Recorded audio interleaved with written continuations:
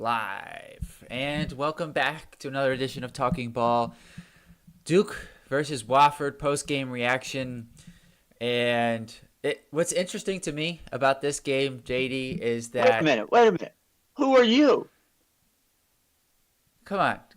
People You know who forgot we to say are. it's Jack and JD. Okay, go ahead. We don't need an interruption there. So listen, it's interesting to me because we got off to a slow start today. And it took a couple of minutes. Mal comes out the game early. I don't know what was going on there. He came out 2 minutes in, and then Malik Brown comes in. First bucket, 18 minutes or so, passes it to Proctor. And then from there, the ball movement was a little bit better when Malik Brown came into the game. Duke started to flow. Offensively, I felt like we were moving the ball really well. And Wofford certainly missed a lot of open threes, as the broadcast alluded to.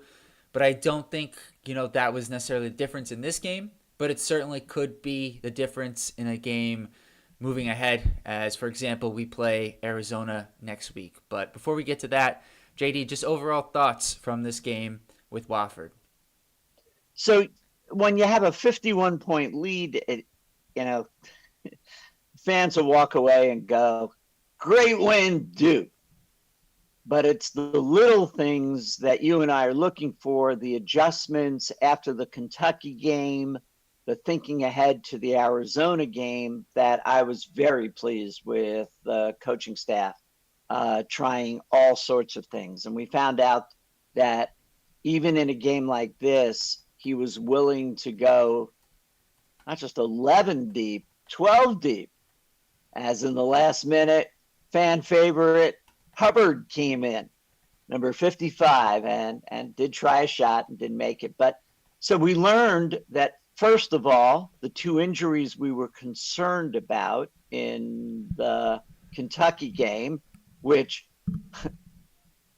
not to beat a dead horse here, did matter in the close out of that game when Sion James's shoulder was injured and couldn't come back in, and Mal was cramping. Mal was back in, and so that was great. Started lots of alley-oop dunks to him. And Sion looked really good, brought the ball up a little, hit a nice three, so he was back in. And the other thing, though, is once you got past the three transfers of Mason Gillis, Sion James, and Malik Brown, he then did use, and we got to see Patrick Ngamba, which Gangba. was great. Gangba, it was great to have him in, and he looked very smooth at, at 6'11", 250. We also got some minutes for Darren Harris, which was great. But of the three, clearly, it was just wonderful to see Isaiah Evans getting some minutes, responding well. Did he finish with 11? There, 8 or 11 points, but he looked really good in there. And so the closeout of having both Isaiah Evans and Harris in gives us that alternative that we were looking for when the starters of Caleb Foster and Proctor couldn't deliver in the second half of the Kentucky game. There's now other guards to go to. So a lot of interest, a lot of stuff to break down here, actually. So Yeah, and just a couple of corrections here. We did get to 13 deep. Cameron Sheffield came in along with Spencer Hubbard. And Isaiah Evans finished with 14 points in 12 minutes. He is, as far as I'm concerned, the definition of a microwave scorer. And a guy who I think, look, Coach Shire's got to decide between Evans and Darren Harris. I just think that's got to be the case, especially with Gangba back. Because it's just really hard to play 11 guys. But 10, you can certainly do. And so I think it's going to be important to see who he decides to play. It seems like while the first couple exhibition games, Darren Harris was the ninth guy. We didn't have Gangba yet. It seems like Evans has moved ahead of him, and he's now the ninth player. And he played really well in limited minutes today. But the guy I wanted to talk about was Sion James, because as you alluded to, he was a big loss. He missed basically the entire second half of the Kentucky game. And while his numbers today, I'm looking at them, may not jump, off the page and scream at you. This guy was amazing. He had 5 points, 4 rebounds, 4 assists. He did have 2 steals.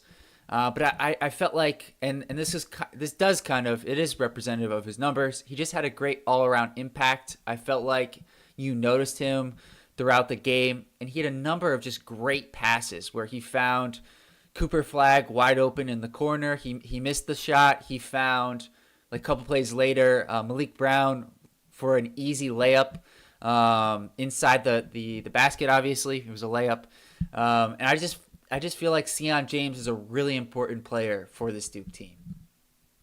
Uh, I, there's so much good things happening there. So let's just take care of Cooper Flagg for a minute. For the fans that are thinking, why didn't Cooper Flagg score 30 points? We've known about Cooper for a long time, that this is a multi-dimensional player. So take us through his line. 8 points on 3 of 8 shooting, 1 for 5 from 3. So that's still something he's working on for sure. 1 free throw, 1 for 1. 9 rebounds, 6 assists, 2 blocks, 3 steals, 3 turnovers. So certainly a well-rounded game for Cooper. The 3-point shot and the turnovers are certainly areas you could point to and say that's where he can improve. But the big thing that I know we both agree on here is that it's his impact. Like, those are good, well-rounded numbers, but his impact on the game goes beyond that. Just with his ability to help his teammates, put them in good positions, pass the ball. He led us in assists today with 6, as I mentioned, and it's not the first time that he's been the leading assist guy for Duke, early on in this season.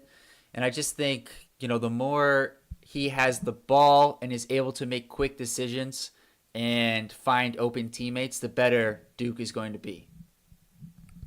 And how much did K2 finish with? 8 points, kind of similar. 8 points, 5 rebounds, 4 assists, 3 for 6 from the field, 2 for 4 from 3. He had a steal, no turnovers. And both of their minutes? Flagg finished with 28 minutes, and really, he was on the court for almost 3/4. Okay. He came back in, I thought, a little bit strangely, I guess, in my opinion, with about 9 minutes to go, came back for a couple more minutes. Khan had 23 minutes in this one. Okay, so they both get half a game, and they both have an incredible attitude on the court, which is, I can try to score. And there have been many a Duke player who has said, I will try to score. And it's more of an attitude of, what do I do to help the team win? And these are the two wings that we think will be completely important to us in the March Madness run. But I love the attitude of the team. The ball whips around. And so I think in looking at this game, we're going to have to nitpick in order for, I always say, you can learn more from the Kentucky loss than you can from a 50-point win. So we're going to have to nitpick here. So there are a couple of things that we noticed that we're going to get to about what can be fixed. Before we do so, though, I think let's keep going through some of the roster and performances today, because as you just alluded to, Khan and Cooper, they're guys who just want to win, and they didn't force any shots today. And in a game where Duke wins by, let's see if my math's any good, 51 points here. Neither of them scored in double. You got it right. You got it Neither of right. them scored in double figures. And we had four players who did. We alluded to Isaiah Evans, who had 14 points in 12 minutes. But the backcourt today, I think, is a good place to talk about Foster and Proctor. I felt Proctor set the tone early. He had 6 points. Duke had was up 9-2 after the first segment. So with about 15 minutes and 50 seconds to go, let's say. And he finished with 15. He had 3 rebounds, 2 assists. Foster had 13 points today. So a good response from the backcourt after a good first half with Kentucky and a not so great second half. So I think that was important for those two guys to play well today. And I really felt like Proctor did a great job of finding his threes today.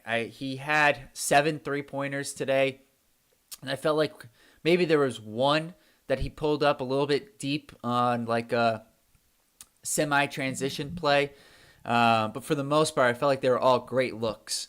And we did a good job of finding him from the corners where it seems like he really excels is from, the corner 3 spot. And he did a really good job today. So round off the starting five, because I think Mal continues to just impress me that he is so far ahead of Marky Mark and Derek Lively. But so how did Mal do? So he only played 13 minutes. I think this is a very interesting stat from Kamal Malawach today. He did have 11 points in 13 minutes, a couple alley oops from Yep. Sion James. He had a couple nice dump off passes. Khan found him. Everyone was looking for him, in fairness. But the most interesting part to me Kind of hard to miss. is kind of hard to miss. A good point. Especially today with Filowich. I almost felt bad for the guy. He's just outmatched. He's 6'9". It'll be different. 250. He's a 250, big but player. he's given up 5 or 6 inches to Malawach. So the most interesting stat, though, to me, 1 rebound for Malawach today, just one. So if we're gonna nitpick, I guess that would be an area you would think a guy, especially with the way he's rebounded throughout the season. It's not something I'm actually concerned about. It's just if you were to pick at something, right? Well, in 11 minutes or so, I mean, it's kind of hard. It's where the ball bounces. So it's if you're getting 20 minutes or 30 minutes, I'm sure his rebound numbers would be up. But so the starting five, to round it off, nice job from Proctor and shot selection. Foster clearly had a better game, 2 for 2, if you remember from the free throw line there, which is always nice to see from Foster. And that Coop and K2 definitely molded their time on the court to make the team better. And Mal, with only 11 minutes, gave minutes away to equally interesting, potentially equally interesting players. Yeah, 13 minutes, 11 points for Mal today. Yeah, and let's I guess talk about some of those interesting players before we get to the new big fella today. Malik Brown, I thought had a good game. Did have a couple of turnovers. Again, not necessarily gonna pop off on a stat sheet. 4 points, 4 rebounds, 1 assist, 1 block, 1 steal. He did have 3 turnovers today, but I felt like he passed the ball really well. He had a number of deflections. I thought he had more than 1 block, but that's all I credited him with, so that's all that really matters, right? But I thought he did a really good job defensively, and every time I watch him, I'm just thinking to myself, like, I would not want to be guarded by Malik Brown. Malik Brown, Mal, Patrick. I mean, there's a plethora of big guys you wouldn't want to be guarded by. And But we'll see. Mal does something really interesting where when he's in the middle, he just spreads his arms. And it also creates issues because it's so much court space that he takes up. He's very good. It's just amazing to me that he's as young as he is, only been playing maybe 5 years, and already has a very good sense and court awareness. I'm very, very, very interested. But unless you want to go through the rest of the players, here are three nitpicks Oh, that hold I on. will quickly. Hold on. There's just two more players. There's only two more players. Yeah, I guess if you want to talk about Darren Harris, he didn't really get enough minutes for me to really evaluate him today. He did play 9, but most of which he played a couple minutes at the end of the first half. Most of them were in the second half. The only two guys, I guess Evans, I want to touch on, so I guess it makes it 3. Mason Gillis got some open looks. Wasn't really his night. He did have 5 points, 3 rebounds. afternoon. Or afternoon. Good point. Good point. Um, 2 for 7, 1 for 6 from 3. Look, I'm wide awake. I mean, it's like it's not 1 a.m. Evans, though, I wanted to point out this particular play. In the first half, he comes in. He has a good defensive rotation. Coach Shire acknowledges it. And the next play, they reward him with setting up a flare screen on the opposite side to get him open from 3, and he knocks it down. And I know we touched on earlier, 14 points in 12 minutes. This guy is just, I said this before, he could be, him and Harris could be the 3rd and 4th best scorers on this team. And I think it's clear now going into this game with Arizona, Isaiah Evans has got to get some first half minutes. I completely agree, because we know that, look, having a hot hand is a matter of the night. And there's just no guaranteeing. You hope that percentages and analytics and everything will dictate your starting guards can carry you through, but you have to be prepared that it may not be their night. And that's okay. That's why we keep averages in basketball, because it's over, a 37-game season. In college, it's over, goodness knows, if you're going to run, it's over 100 games for the NBA. So, okay. So that you could, clearly there are nights that are going to the ball's not falling. It's just your mechanics are off a little bit that night. So having Isaiah Evans, to your point, is really, really valuable in the backcourt. And also, I'm going to say stay with Harris and the evaluation of the pros, that this guy is got the shot from 40% from 3, and there's a chance that he is the guy that you're going to go to. You don't know who it is that night. Got to be willing to go there, though. Exactly, and that's why I think it's important to get them in the flow of the game, whether it's Harris or Evans. I'm inclined to think it's Evans.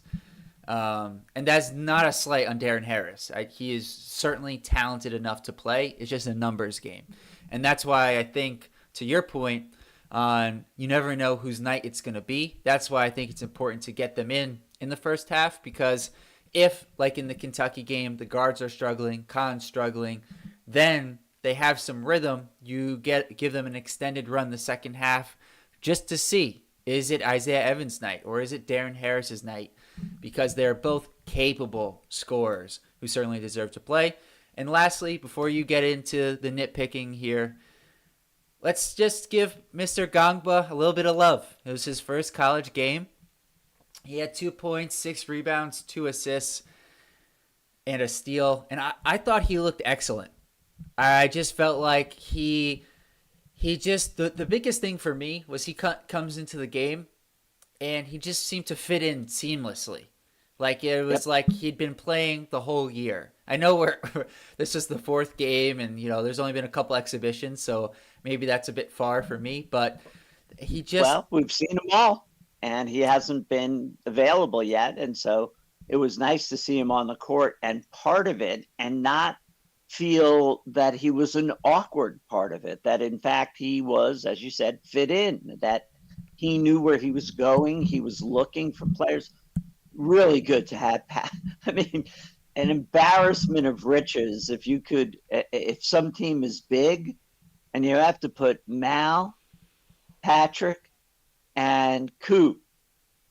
I mean, that's a massive front line if you needed to go really big. And then on other occasions, they announced that the announcers were pointing out that there are many versions of a smaller team where the tallest player is Coop at 6'9". And it looks like they moved the ball around phenomenally well today, and an example of things to come. Well, they're never gonna play Mal and Gangba together. That's not gonna happen. But they could. They did, which is what I thought could happen. They played Gangba and Malik Brown together, and the point I was trying to get to with Gangba was that the thing that impressed me the most today with him was his passing ability. He did a really good job of passing out of the post when help would come, and he found a number of open shooters. He did have 2 assists, but he could have had a couple more. And for a big man to be that good of a passer was really impressive to me. Well, it's 2:24. It's 11:16. We're 4 official games into the season. You've said it's never going to happen, and we'll see. We've got a long way to go whether it presents itself. Yes, I think it's more likely that Mal will be in foul trouble, Gong will come in, or Mal's not in foul. He needs some time on the bench. You're certainly right that that is probably the scenario. But boy, the two of them with Mal underneath and Gangba at the foul line, where he looks so comfortable today, looking backwards to the sides, and I could almost see it. I can't. I can't. Okay, We can, we disagree. We can have a fun wager on it. I'm down. All right, Could get a dinner or something. all right. I want to pick away. Yeah, that's what we're waiting on. Okay, so the in reviewing a tape when they go into the room, which is a lot of fun to sit there, and they fast forward, they go to certain things. So there was it was down to 3.3 seconds. Foster had the ball, and he had no awareness of the 24-second clock. And I realized that in a game like that'd this, be because it's a 30-second clock, but go on. okay, good correction. He had no clock awareness, in which case he forced the dribble, lost it. Coop, same thing. If those people were concerned about him not dribbling into the corner in the Kentucky game, he seemed to do it again. Now, we're nitpicking here. We're trying to say this is what we want to avoid. We want Foster clearly to have clock awareness. We want Coop to clearly have the presence of mind to just stop dribbling, pick the ball up over 6'9", and say, where am I going? Where am I looking for? Although, it depends on the situation. In this game, he didn't have to put himself in a pressure situation. And the third thing that is that there's obviously two ways to look at the fact that Wofford shot horrendous from 3-point range. But the percentage of 3-pointers that were wide open, no good. No good. There should have been a hand in the face. There should have been something. I mean, I guess they were shooting so badly, they were concentrating on the rebound already, but they're getting ahead of themselves against a team that shoots better from 3-point range. There was a lot to practice here to say at least contest. I mean, more than half of their 3-point attempts were wide open, and the score could have been Duke would have won by 30 instead of 50. They would have hit, let's say, 7 more or something, but they should have been able to contest it. So those are 3 things that I'm looking at for Coach Shire and the staff to talk about between now and Arizona. Yeah, I think the third one is the biggest concern, because I feel like Foster, certainly we've seen that before, and I would rank that second because I feel like Cooper he's gonna get better. He just is gonna get better at that situation. But it did happen again at the end of the first half. But I think he is gonna get better. He's gonna learn. I think Foster, he just does have to get better, and that's why it's important to have a guy like Sion James who can play a similar role to Foster, but is a little bit more composed. And part of that is because he's in his 5th year of college. He's just got a lot more experience. But the big one, as you said, is the open 3-point shots that we gave up today to Wofford. They were 5 for 33 today. Justin Bailey was 0 for 10 from 3, and then he hit his 11th shot, and you could see the relief, from his face at the end of the game. Because, who wants to finish a game 0 for 11 from 3? So you had to kind of feel good for the guy.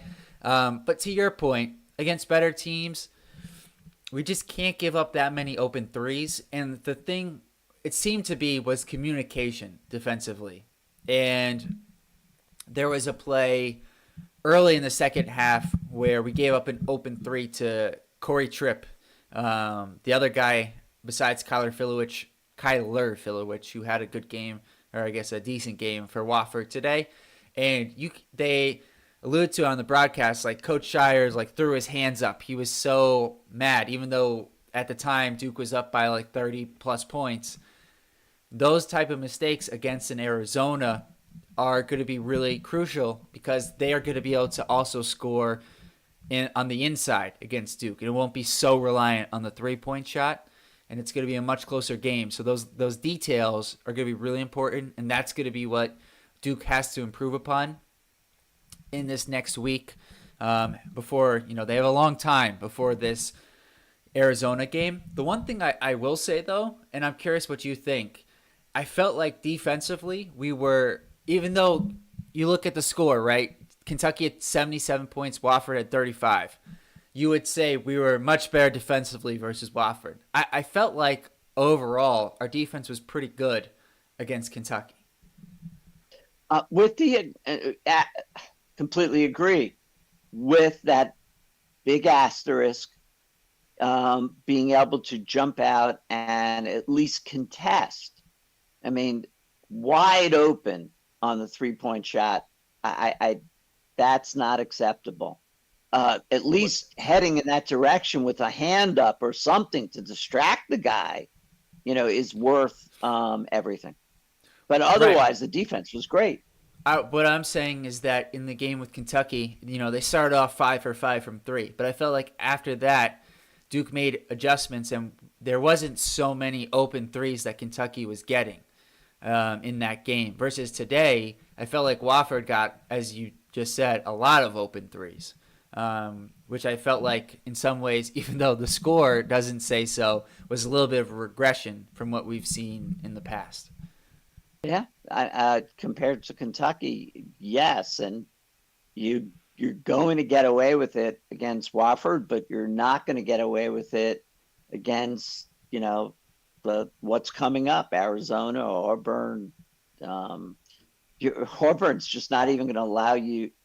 They're not going to take many shots. We'll get to Auburn later on. I think a good place to transition here is that Arizona is next up, and we'll see our familiar foe, Caleb Love, again.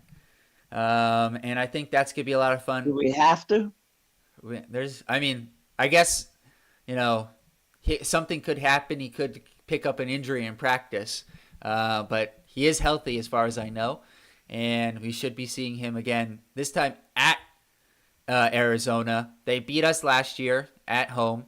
What was a close game, and so I think, I would say Duke's looking for revenge, but the only people who would be the coaching staff, Foster, and Proctor. So, for everyone else, it's a completely new game. It's really funny because, Caleb Love, so UNC, and what you just said, the rivalry, sometimes you look at it and you go, All right, I get Duke, North Carolina. The players know that there's a rivalry, but it's not like they really played each other unless it's the second game of the Duke UNC rivalry, and then at least they played each other. It's a historic rivalry. I mean, in sports, we do this all the time where we talk about there's a rivalry between these two schools, and you go, they've never played each other. I mean, the players have never played each other, and therefore the rivalry doesn't really translate onto the field other than in certain, Michigan, Ohio State. They got to beat those guys, because they're Duke, North Carolina is like that. Even the the yes, freshmen who yes, come in, even though they haven't played in it, they get the feel, right? absolutely. It's a much different thing. But So I was contrasting that to when you brought up rivalry, and I you, actually didn't say rivalry. I said it, revenge. okay, Different, all right. different things. They're different things. So, with that being said, if you're new, subscribe, like the video, leave a comment below. We'll interact with you. Share it with a friend. And I'll see you guys next time. JD will be on vacation for the preview of the matchup with Arizona sometime later this week. That game will be late this following Friday, 10:30 at Arizona, in what should be a very good game, especially considering the fact that Arizona is coming off of a loss on the road at Wisconsin. So they will be looking to get back on track, and I'm sure their coaching staff, led by Tommy Lloyd, will have a lot of points for them to improve upon after the loss to Wisconsin. So it should be a better Arizona team, and hopefully a better Duke team as we keep, each game by game. Hopefully the team continues to improve. And with that, I'll see you guys next time.